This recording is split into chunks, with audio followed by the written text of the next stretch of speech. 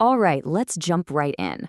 Welcome to today's Explainer, where we are putting on what I like to call the decision maker's lens. Today, we're going to master cost classification. And honestly, this is the ultimate toolkit for any manager. If you want to make those really crucial pricing and profitability decisions, you can't just guess. You literally need to understand exactly how your costs behave, where they come from, and how they hit your bottom line. We're pulling straight from the core measurement concepts of the CMA Part 1 notes today, giving you that strategic edge you really need. Here's our roadmap for today. 1. The core of costing. 2. Product versus period costs. 3. Direct versus indirect costs. 4. The behavior of costs. And finally, 5. Costs for decision-making. First up, Section 1, the core of costing and those foundational concepts. You know, people use the words cost and expense interchangeably all the time, right? But they are actually fundamentally different things. A cost is a broad economic concept. It's just the resources you give up to achieve some objective. An expense, on the other hand, is a strict accounting concept. It's a cost that has been formally charged against your revenue in a specific accounting period. So the really crucial takeaway here is this. While every expense started its life as a cost, not all costs immediately become expenses. Some of them just sit on your balance sheet as assets for a while. Okay, to make all these abstract terms a bit more tangible, let's define a cost object. A cost object is simply anything you want to separately measure the cost of. It could be a whole department, a specific machine, or a single product. For our journey today, I want you to picture a sleek, high-end smartphone rolling off an assembly line. That smartphone is going to be our cost object. Every single concept we talk about from here on out, we're going to view through the lens of figuring out exactly what it costs to make and sell that one phone. Moving right along to Section 2 of product versus period costs. This is all about how we attach costs. Let's put product costs right up against period costs. Think of product costs as inventoriable. That means they physically attach themselves to the units of output, our smartphones. Period costs, however, are expensed in the exact period they occur. They are absolutely not inventoriable. Basically, you have to treat the expenses of actually making the product completely differently from the expenses of running your overall business, like your marketing budget or your HR salaries. Let's zoom in on product costs for a second. Because these costs are literally required to create the product, they're considered assets on your balance sheet. They just sit there as work-in-process inventory while the phone is actively being built, and then they become finished goods inventory once it's completely done. They do not touch your income statement as an expense until that specific smartphone is actually sold to a customer. And wow, that is a massive detail when you're trying to understand a company's true profitability. So what exactly goes into a product cost? Well, it boils down to 3 main components. First, you've got your direct materials, the physical raw stuff like the glass screen, the microchips, the battery. Second, direct labor, the actual wages of the workers assembling those phones on the line. And third, manufacturing overhead. These are the factory costs that aren't direct, like the electricity running the whole assembly line or the depreciation on the machines. Tie those 3 together and boom, you have the total manufacturing cost of our smartphone. And this is a really hard boundary. Product costs are absolutely all the costs related to the manufacture of the product. If it happens inside the 4 walls of that factory to get that product made, for sure, it is a product cost. But on the flip side, period costs get expensed in the period they happen, and they never go into inventory. The salaries of the executives over at headquarters, that massive ad campaign to launch the new phone, the interest you're paying on a bank loan. Yes, these are totally vital to the business, but they do not attach to the cost of actually manufacturing the smartphone itself. All right, Section 3, direct versus indirect costs. Let's trace the lines. Now, this distinction, it's literally all about traceability. A direct cost is something you can easily and cost-effectively trace right back to our smartphone. Like when we buy a glass screen for $50, we know exactly which phone it goes onto. Easy. But an indirect cost, not so easily traced. It's incurred to benefit multiple cost objects at once. Think about the factory supervisor's salary. They're overseeing the production of, say, 10 different smartphone models.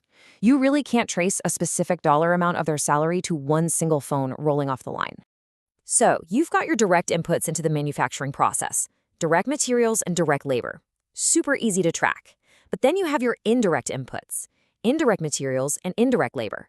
These indirect costs are often referred to as common costs, and because they benefit more than just one cost object, management has to use a systematic, rational formula to allocate them. We basically have to spread that supervisor salary across all the phones we make. using a formula, rather than just handing them a direct receipt. Next up, Section 4. Let's look at the behavior of costs. We're talking fixed, variable, and mixed. Cost behavior is kind of wild when you really think about it. It's almost a paradox. Look at variable costs. As you make more and more smartphones, your total variable cost obviously goes up, but the variable cost per unit stays exactly the same. Every new screen is always $50.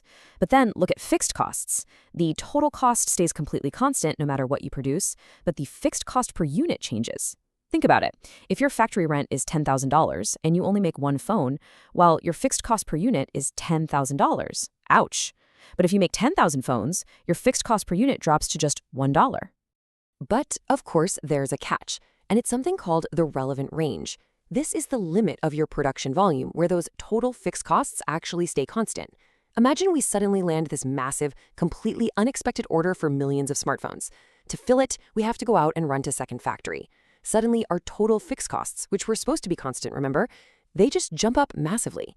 Understanding your relevant range is absolutely crucial so you don't make disastrous budget predictions when you're trying to scale up. Now, the real world is messy, right? So we also have mixed costs, which definitely escalate the complexity. First, you have semi-variable costs. A classic example is factory utilities. You pay a base fixed fee just to be connected to the power grid, plus a variable rate for the actual electricity you use. Second, we have step costs.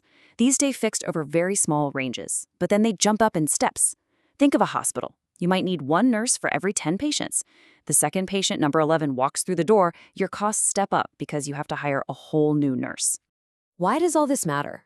Because we can take all this behavior and plug it into a solid mathematical formula.